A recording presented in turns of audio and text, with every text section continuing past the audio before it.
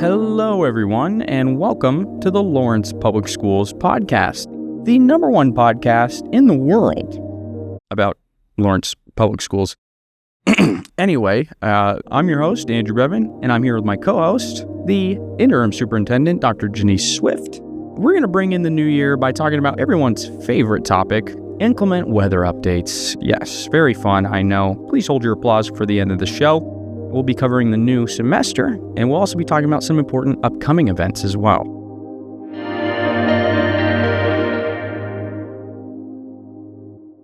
And so, without further ado, let's get into it, shall we?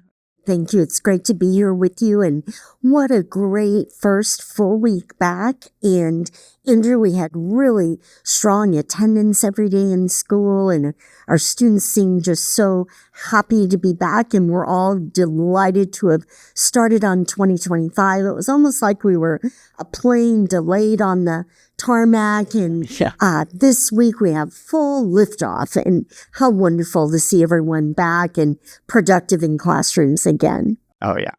Quite an event that happened. We had a little bit of a blizzard roll through. The National Weather Service in Topeka reported that there was 11 and a half inches of snow. Wow. There was a lot. Yeah, it was quite an exciting beginning to the year, and yet I'm really proud of everyone on our team and everyone across the community. You know, Andrew, we just saw our custodial and our facilities teams just working so hard to get our schools ready to go and to make sure it was safe, and that our classrooms had all of the infrastructure and the heating working as best, so we could keep everyone comfortable and ready, be ready for learning. Yeah. Facilities and operations team did a great job getting the roads nice, getting everything salted, and getting the parking lots excavated out. Exactly. It was a monumental effort, Herculean feat, if I do say so myself. But super thankful for those guys. They do a great job always. So we actually had 4 days off in just 1 week, if you could believe that. It was 4 inclement weather days. And Andrew, I really appreciate you raising it, because folks always want to know right away, what are we doing about that? Yeah. And so in update to the community, we included both a written statement and also our video. You clipped our video. So if folks, whichever way is easier, they can get the full scoop and we can summarize. We're going to keep watching the weather. It's January. You and I are sitting here today. We have a lot of winter left. Oh, yeah. So we'll keep watching the weather. We're going to keep our folks, our students and staff and families safe. So we don't change our criteria just because we've had this big storm. We'll keep watching the weather and doing our best on that. We are also going to be watching kind of what the state may do, because this particular blizzard was unusual in its impact on schools, and it impacted many schools across the state. Yes, a lot of schools were impacted by it. Exactly. And then finally, we're going to update monthly on our progress. And we promise that we will share any needed adjustments in the calendar no later than that Friday, mid-March, right before spring break. So that'll give families plenty of time if there have to be adjustments and it's still too early to know that definitive answer. In the inclement weather report that you gave during the board meeting, Bob Myers, board member, shout out. Yes. He emphasized the fact that, it's early. We still have a lot more opportunities to have snow days. So, we always have April 21st, which is a makeup day we plan to be in for, which you probably should most of the time. Right.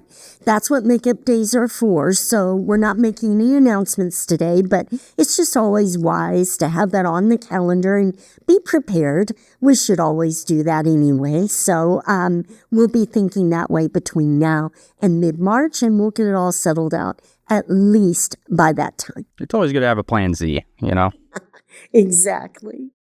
January brought with it a lot of snow. it's not only just a snowy month, it's also actually School Board Recognition Month. The school board, they do a great job of, guiding the district and making those hard decisions, and they do it all as volunteers, and I think that's super impressive. The time that they put in is invaluable. It's really just that most people out in the world don't necessarily know what school board members do. And you're so right that they are volunteering their time and they have that responsibility to participate together, individuals on one board, so they make decisions collectively.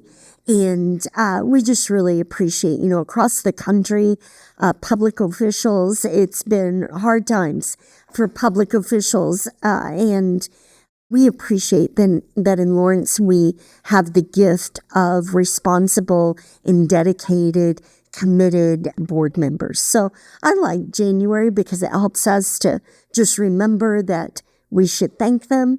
I think that, like many in education, we often forget to say thanks. Absolutely.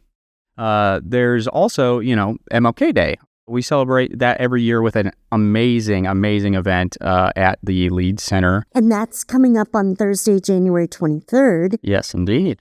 And it will feature folks from every one of our Lawrence public schools. So that's what's really exciting to me, is it's a district-wide event, really encompasses honorees from every campus. And I just love when we get that district-wide perspective.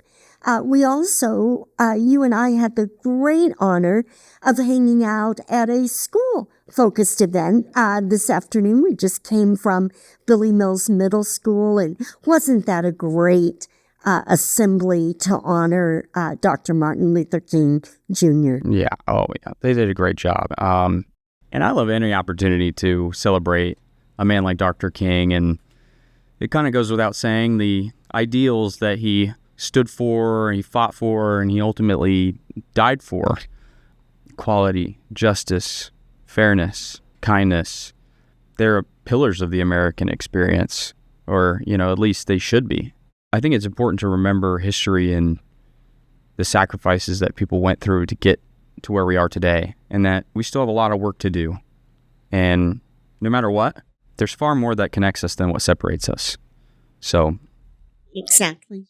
And, Billy Mills always does a really good job in putting on a show for their assemblies, and there isn't much better reason to get together than, an MLK celebration. Somebody who made so many strides forward for this country and did it not for himself, but for everybody. For the greater good. Exactly. Yes.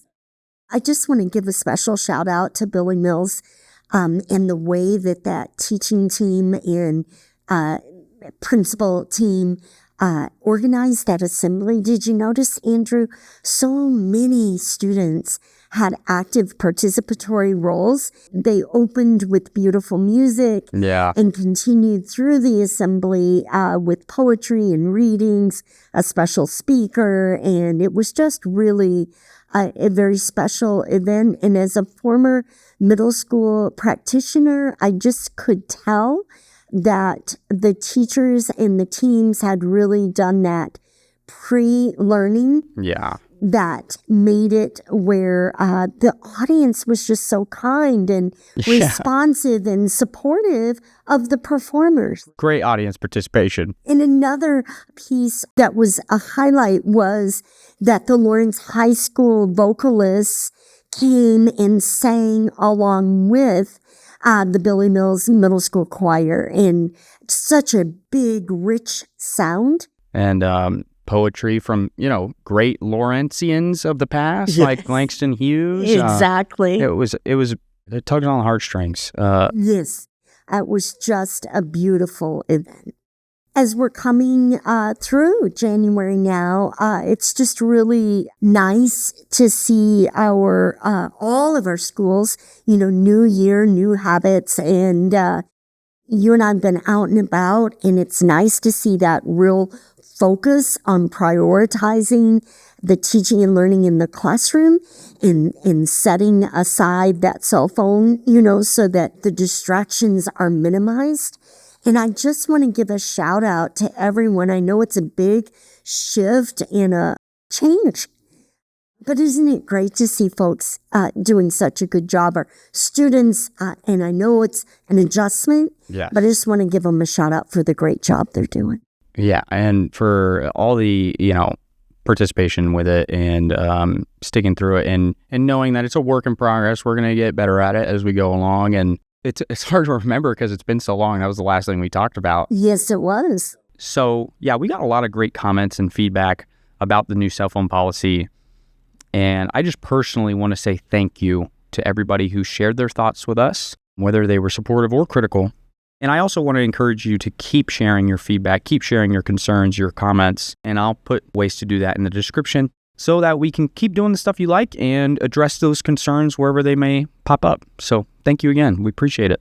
And speaking of feedback, actually, there is something that we touched on in our first episode of the podcast. Do you remember what I'm talking about? Yes, and now it's coming full circle to the end of January. We're looking forward to sharing a report about all of our fall community engagement efforts.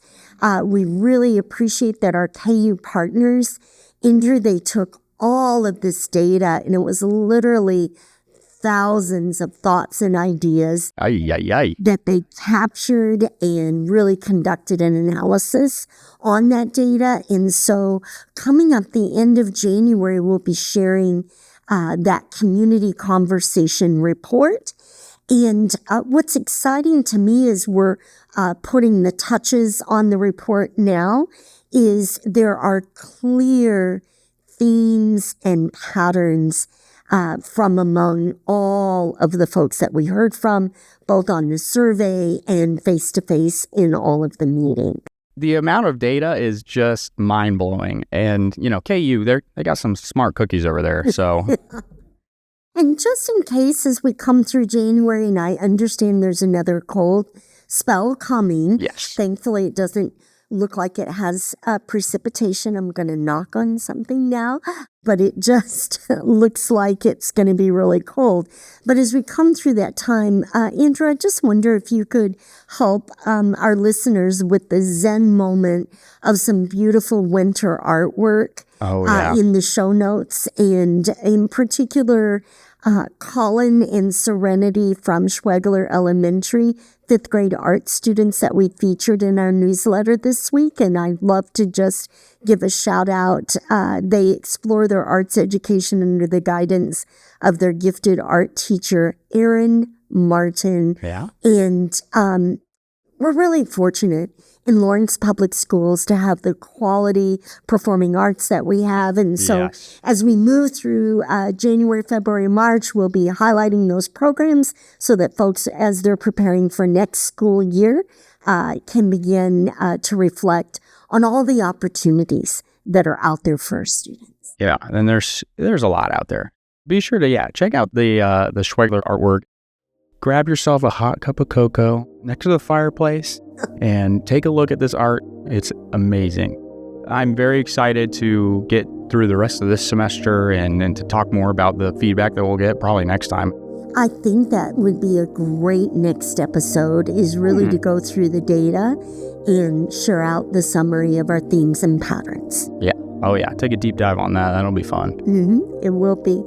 Remember, everybody, stay warm, stay in school, and we will see you on the next episode of the Lawrence Public Schools podcast. Thank you, Andrew. Thank you. Have a good one, everybody.